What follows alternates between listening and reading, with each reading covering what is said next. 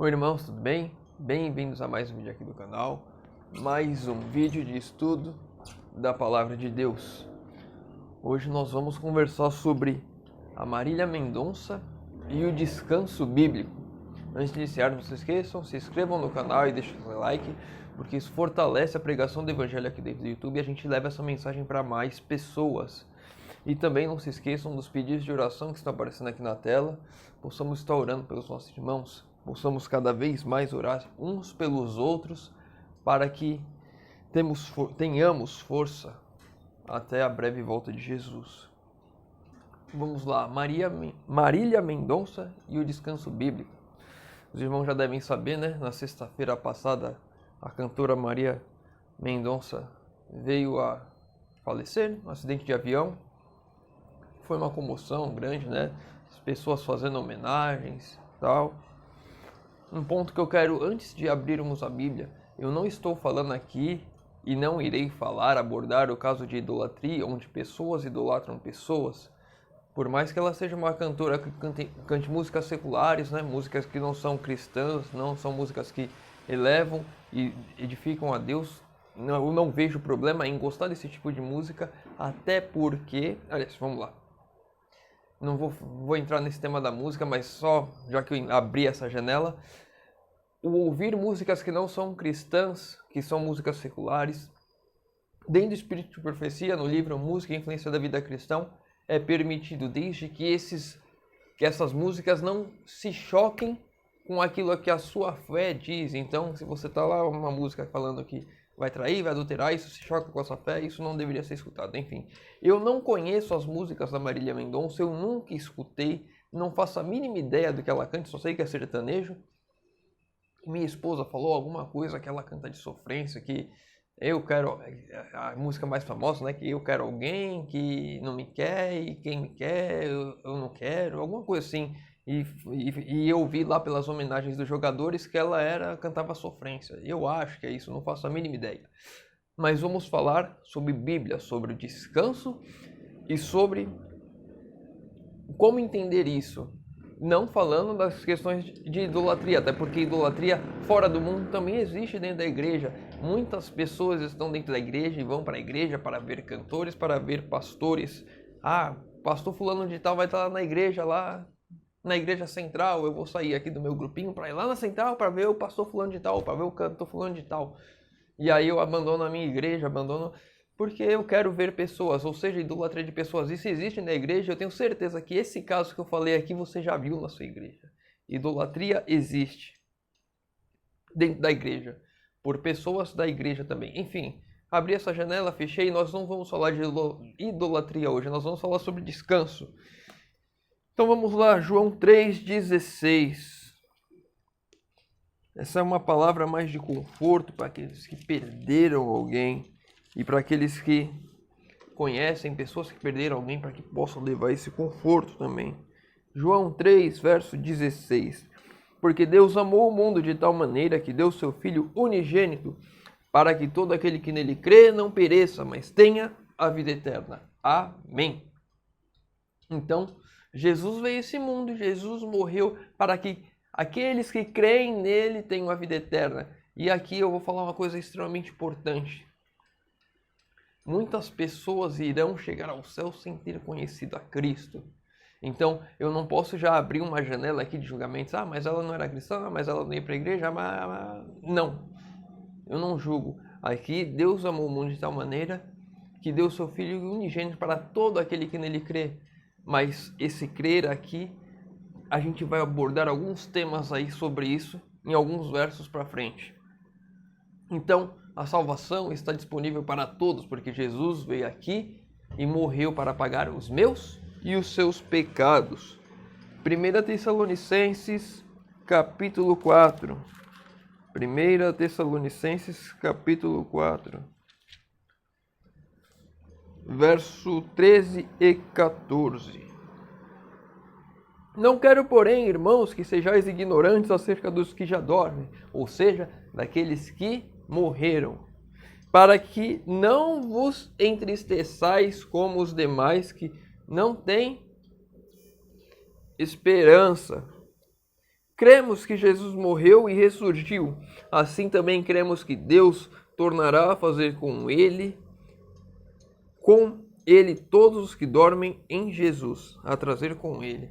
Ou seja, todos os que morreram em Cristo irão ressuscitar, assim como morreram, irão ressuscitar. Assim como Cristo, quando morreu, ressuscitou no terceiro dia, aqueles que morreram também irão ressuscitar quando Jesus voltar. Mas aí, então, aqueles textos que eu acabei de falar, nós estamos vendo aqui de pessoas que creram em Cristo. As pessoas que morreram em Cristo, elas serão ressuscitadas com Cristo. Vamos lá, Mateus 7, verso 1. Já falei desse texto algumas vezes recentemente. Mateus capítulo 7, verso 1.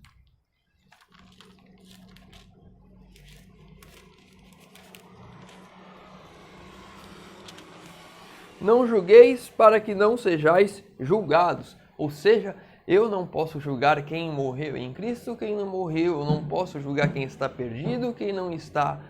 Por mais que eu possa ver evidências disso, não cabe a mim o julgamento, porque eu não conheço o coração de ninguém e eu não estou vendo a pessoa o tempo inteiro, não estou com ela o tempo inteiro, eu não sou onipresente, eu não sou onisciente, eu não sondo os pensamentos de ninguém.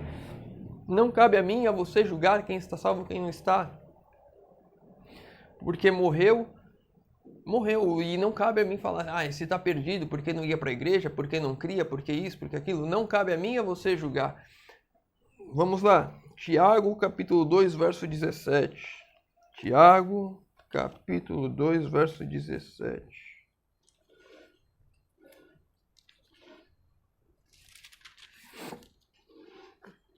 Assim também a fé, se não tiver obras, é morta em si mesma.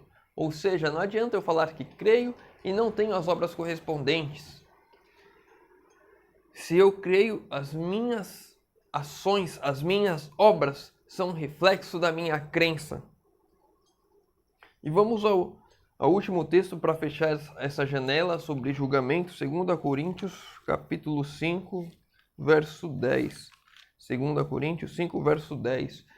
Pois todos devemos comparecer perante o tribunal de Cristo, para que cada um receba segundo o que tiver feito por meio do corpo, ou bem ou mal.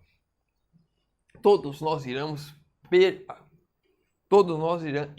ao tribunal de Cristo, todos nós iremos ser postos diante de Cristo para sermos julgados assim por Deus. Deus irá julgar cada um, sendo que as nossas transgressões foram apagadas pelo sangue de Cristo, mediante ao meu arrependimento, mediante a minha confissão. E as minhas obras mostram a minha fé, mostram que eu creio, mostram o que está no meu coração, mostram a obra que o Espírito Santo tem feito em minha vida. E aí eu vou abrir aqui, vamos pegar a Marília Mendonça de novo, as pessoas que julgam porque é uma pessoa que morreu, porque não estava indo para a igreja, porque não era uma cantora cristã e blá, blá, blá.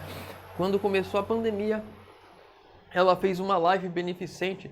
Se eu não estou enganado, foi a maior do YouTube, com 3 ou 4 milhões de pessoas assistindo. E ela doou esse dinheiro para as pessoas que estavam necessitadas durante a pandemia.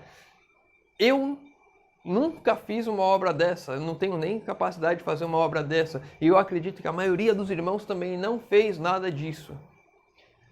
Então, as minhas obras são um reflexo daquilo que eu creio. Então não cabe a mim e a você julgar, deixa isso para Cristo.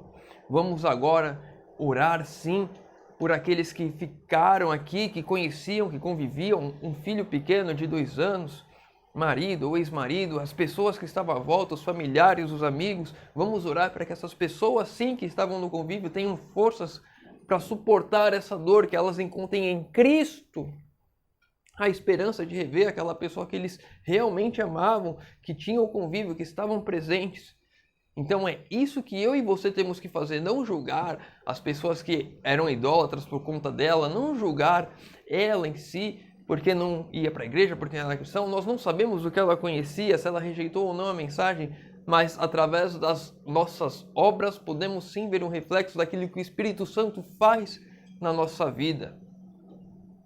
Fechando essa janela, vamos lá. Apocalipse 21, verso 4. Não tem como falar de morte de descanso sem ler esse texto. Apocalipse 21, verso 4. Deus enxugará de seus olhos toda lágrima. Não haverá mais morte, nem pranto, nem clamor, nem dor, pois as primeiras coisas já passaram. Jesus vai voltar. Jesus irá findar com todo o mal que há nessa terra. Não haverá mais morte, não haverá mais dor, não haverá mais pranto. Iremos conhecer a real felicidade. Estaremos ao lado do nosso Criador e Salvador constantemente. Assim que Cristo voltar, e nós vemos pelo mundo em que estamos vivendo que isso acontecerá muito em breve. Então não cabe a mim, a você julgar quem está salvo, quem não está, julgar as pessoas por idolatria ou pelas ações que nós não conhecemos. Cabe a nós, num momento desse em que a morte bate à porta de alguém, orarmos pelos familiares, pelas pessoas próximas, para que eles tenham a esperança de reencontrar aqueles que amam por meio de Cristo. Bom, espero ter falado um pouquinho, aberto aqui uma ideia que já estava na minha cabeça há muito tempo. Muitas pessoas que criticam porque a pessoa não era da igreja, morreu, está perdida, e muitas pessoas que ficam julgando outras por idolatria.